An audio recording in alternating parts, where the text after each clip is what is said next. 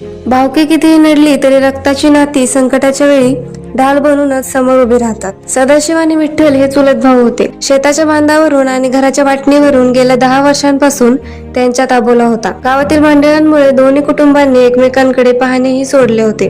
भावकी म्हणजे फक्त जळायला आणि नडायला अशी त्यांची धारणा झाली होती. एकदा ऐन पावसाळ्यात विठ्ठलच्या मुलाचा रात्रीच्या वेळी अपघात झाला.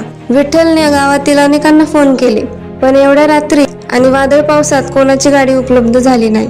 विठ्ठल हताश होऊन दारात रडत बसला होता. तेवढ्यात दारात एक गाडी येऊन थांबली. गाडीतून सदाशिव उतरला. त्यांनी काही न बोलता त्याच्या मुलाला उचलून गाडीत ठेवले आणि विठ्ठलला म्हणाला, उठ, आधी दवाखान्यात जाऊ, भांडण नंतर करू. आधी पोराचा जीव महत्वाचा आहे. रात्रभर सदाशिव दवाखान्यात विठ्ठलच्या पाठीशी खंबीरपणे उभा राहिला. सकाळी जेव्हा डॉक्टर म्हणाले की मुलगा आता धोक्याबाहेर आहे, तेव्हा विठ्ठलने सदाशिवचे पाय धरले. सदाशिवने त्याला जवळ घेतले आणि म्हणाला, अरे, सुखदुःखात गावातले लोक नंतर येतात, आधी आपली भावकीच धावून येते. बांधावरची माती परत येईल, पण आपली माणसं परत येत नाहीत. दोन्ही भावांच्या डोळ्यातील अश्रूंनी त्यांच्यातील 10 वर्षांची कटुता वाहून गेली.